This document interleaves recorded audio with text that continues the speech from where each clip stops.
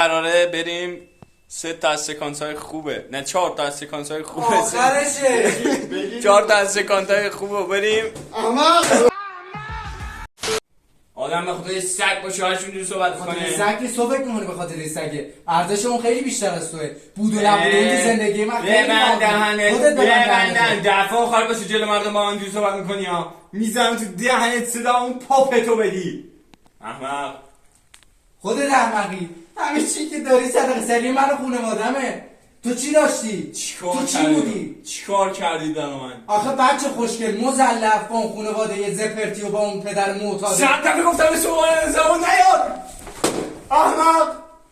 من عاشق تو بودم، زبون نفهم. چی شده؟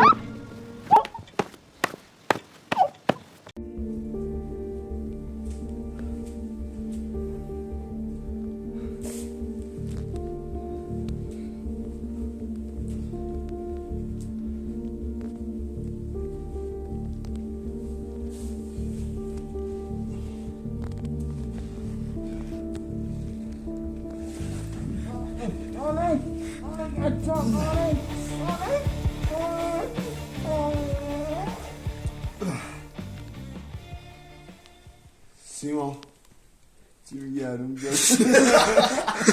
کسافت چی داری میگه؟ رو بندازم این زمین. این چی داره میگه؟ دروغ میگه. تو یک دروغوی کثیفی. خفه شو.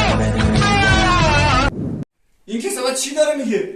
نه تو این دروغ‌های کثیفی. نه بگو حقیقت نداره. نه داره دروغ میگه.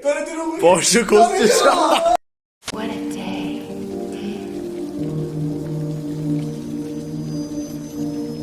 You look lonely. I can fix that.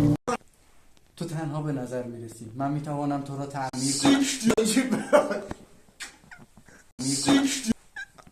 باشه ببخشید. از چی؟ تو تنها به نظر میرسی. هنوز باشه تو دیگه بستی؟ آره اینو قشنگ پوشوندی گوشم. ساله